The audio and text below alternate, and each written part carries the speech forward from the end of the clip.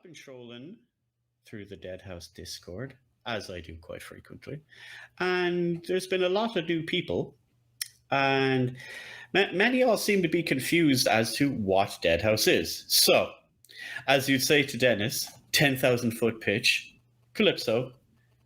What's Deadhaus to someone that has no idea? Brand new gamer, Okay. not new to gaming, but new to not new to familiar Deadhaus. with this. Yes. Yeah. Okay. So if you're new to Deadhaus and you're stumbling across this episode of Deadhaus Whispers, Deadhaus Sonata it's an action to quote Dennis, I guess it's a narrative action driven RPG where the undead are fighting the living, right? That's the basic. Here's what the style of game is. Action RPG. What do you think of? Think of Diablo, like I just said a couple minutes ago. You think of Warframe a little bit. You think of Path of Exiles. Think of just even I guess Titan Quest if you really want to go back there. The Witcher, Dark Souls. The Witcher, like Dark Souls, like people like think ARPG and they think Diablo, but they keep forgetting ARPG is a wide category. Yes, just because Diablo sort of set the foundations for that genre and everything doesn't mean every action RPG is like Diablo, even though as hard as some of them try to be. But no, so Deadhaus Sonata, it's a third person narrative driven action RPG where the undead are fighting the living. It's a spiritual successor to Legacy of Kain and other games that Dennis Dyack has worked on. Like, if you guys are Legacy of Kain fans, I think you will enjoy Deadhaus Sonata for what it is. Narratively, if you liked Blood Omen, if you liked Soul Reaver, if you liked just the story of Legacy of Kain, then I think you'll like Deadhaus Sonata. It's one of those games where, I think Dennis said in an interview once, it's where Warframe, for example, has a great story that nobody has experienced because it takes forever to sort of get into that story. Deadhaus Sonata is going to be narratively a game where the story you are invested in from like day 1 to day 1,000, right? Because the narrative is going to be a weaving thing. It's going to rewrite narrative similar to like how me and a friend were talking about, Dungeons and Dragons. Like, if you ever play Dungeons and Dragons with your friends, then the stories that you guys tell each other of how your character did this or whatever your character did that, whatever the DM was doing, it's going to be kind of similar to that, I'd say, for narrative. Like, the narrative is something that you guys create throughout Deadhaus, as well as having, a canon story of here's the main beat. Like, the funniest part is when you can tell someone, it's like, how long have you been playing Deadhaus? Ages. Like, that's a common phrase. Yeah, literal ages. Ages. You can actually be their ages. But I don't think a lot of people understand, like, Dennis had said this years ago. Like, it's actually years ago now when they were initially pitching the concept about how, like, when you're talking about narrative-driven and community involvement. So Sea of Thieves had a thing going on that just concluded recently this week, right? There was an island called called Golden Sands, and the whole thing was Save Golden Sands. So there was one group of people trying to destroy it because it got them all messed up, and there was another people trying to save it. This is a binary choice. It is save or damn it. It's very, very simple, very basic. So players could pick either side, talk to the person, do the quests, and they helped save it. So that ticked up of people saving it versus damning it. It has now been decided, because of community vote by who done it, of how this is going to go. And that will be part of the lore in the future going forward, whether it's been saved or damned. Deadhaus will be doing this with the main story of the game. Yes. Frequently. And it will be decided by what quests you do, what quests you don't do, who you decide to be. Like, this is the idea for the game. Like, I don't think people really understand this. Like, in The Witcher, the way, like, the main quest is find Ciri. Well, for the first half of the game, find Ciri, right? And then there's a load of other mini quests you do along the way that either help or hinder this. And then those play a part in things later. Like, you've got the Novigrad, right?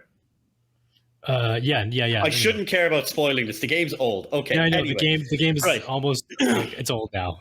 Right. So if you do certain side quests, there is one that if you just happen to go this direction, you'll find Letho from The Witcher 2. Yeah. Right? And you can help Letho. And if you help Letho and the quest turns out the right way, later on, he helps you in the game. But if you never done that, that never happens. That's how Deadhaus is going to work on a grand scale, because it's going to be tracking user data. That's the whole thing. Dennis is saying about using big data, but use it for good, in a positive way that people will enjoy, rather than the algorithms trying to sell you crap ads on YouTube. Like that kind of stuff is going to be a mainstay for Deadhaus. Like the community will end up talking about this one specific moment that a player does, or player does this. A really good example is in Elden Ring. That one character player, Let me solo her. Absolute legend. Has become a literal legend within Elden Ring now because of just his actions within the game and the community and the world. He even has a freaking statue in Elden Ring now of his character. You know, he's gone down in legendary history of this community engagement, and that is what Dennis and team are planning on building. Yes. That's how it's going to go. That's not going to be the exception. They want this to be the standard. So unlike regular skill trees within other games, Deadhaus Sonata is going to kind of have a weird system. You have a physical skill tree, a magical skill tree, and an ethereal skill tree or an essence skill tree. So those are your main trees. Well, they're they're your resources, and each skill, each arrow will draw from one of these ones. Yeah. So let's say you have your physical. There we go. Resources is better. So you have your physical resource, right? You have all these abilities within that physical resource, and then those abilities or skills are going to have abilities and skills of their own. As like sub skills. So it really is like just a tree with all these branches branching out to have your skills and abilities that you can spec and respec and build your character out to help other characters in your game or just yourself. Certain characters will be better in others, in some skills or trees than others. The vampire, for example, is a jack of all trades, so he's good in all three areas. You have the revenant, who is really physical, but can also be mastered in like essential or magical. You know, it's kind of a complex system. On paper, it's a little bit complex, but once you see it in footage, then it makes a lot more sense, you know? But yeah, so that's like the action RPG element of it. And then quick overview, run me through the classes. You're completely new to the game. Explain it, because people are coming in and they might have their own preconceived idea of what a lich is, but that's not what Deadhaus is. So. Yeah. Okay, so classes are, you have your vampire, which is the main one that they've been showing off in the weekly Deadhaus Sonata streams that you do, Mike. And it's the one that's been talked about the most, I think. So you have the vampire. You have your banshee. So think of like traditional Irish folklore banshees. You have the wraith. Ghost stealth class, I suppose. You have the revenant, which is sort of like your physical tank. You have your ghoul. Then you have, I know I'm missing some, right? Lich, lich. And then, is that it? Oh my God, dude. Come on. Let's see. Hold on. Vampire, banshee, wraith, revenant, ghoul, lich. Don't make me look this up. Don't answer. I don't want to look at the comments. White. There we go. The white. Deadhaus Sonata is free to play. Oh no. Yeah, Deadhaus Sonata is free to play, but it's going to take that free to play model of Warframe, of Path of Exiles, of not pay to win, where it's just cosmetic stuff. And the best part is you don't even need to spend like real money on any of this cosmetic stuff. You can earn in-game currency as well to unlock the cosmetic stuff. You can grind to get that in-game currency to unlock the cool cosmetics, or you can drop $5 and get a cool skin or colors to customize your character or whatever. Just look at Warframe, look at Path of Exiles for their cosmetic stuff and how they do it, how they do monetization. That's generally what Deadhaus Sonata is. There's a lot of cool stuff coming for it down that path. But the other side is, keep in mind, it's free to play, not pay to win. Calypso done a fantastic video on this before. Yep. And you will be able to customize anything you want in this game. And that's where nearly all the monetization will be like customize your crypt, customize your character and all like that. It's not going to gate you in the game. That's the purpose of this, because Dennis always talks about an ethical business model, and that's the way it is to go forward. And one thing to clarify, because a lot of people keep asking about this, they ask, oh, how come we didn't get a key? Here it is. Currently, there is a demo. It is a combat room demo. It is not a demo of the game. It is a combat room where people who have earlier access and I'll tell you how to get the early access in a minute, but it's early access so that people can try out the combat and give feedback in the community, on the forums, on the Discord and all like that, about what they like to see, what they'd like to see in the future, what they don't like, what they think would be changed. This is not the game demo. That's a combat room demo. To get access to it, all you need to do is be a supporter of any level. If you've bought a Founders Pack in the past, if you buy a Supporters Pack tomorrow, doesn't matter when or how.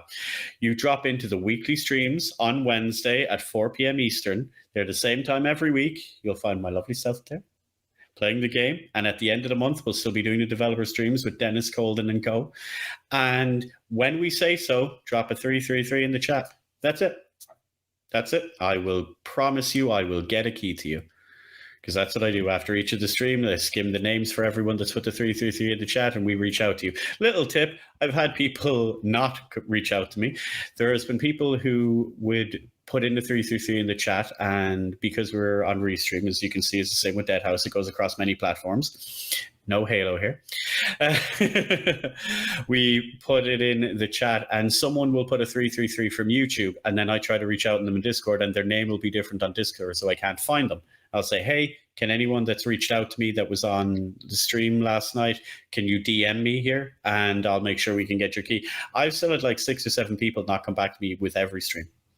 I guess clarify for this, for the people now, as well as me. I apologize, anybody, if I've been giving out misinformation. We have it corrected here. Will the Deadhaus combat demo be public at some point in the future? Hopefully. That's the plan. Hopefully. They can't give dates or times, but that is the plan, that this will be available. This will also be going forward. So as it is right now, it is the testing room. As this goes forward, and even into the first, second, third age and going forward, they would like to keep the combat arena up and use it like a public test server, so that when new things are implemented, new classes, new characters, new abilities, they can be tested out there to kind of get some kind of feedback and focus testing on it and what the players think about it before it gets implemented into the game proper. So this ain't going away. Alrighty. Good to know. Good to know. And I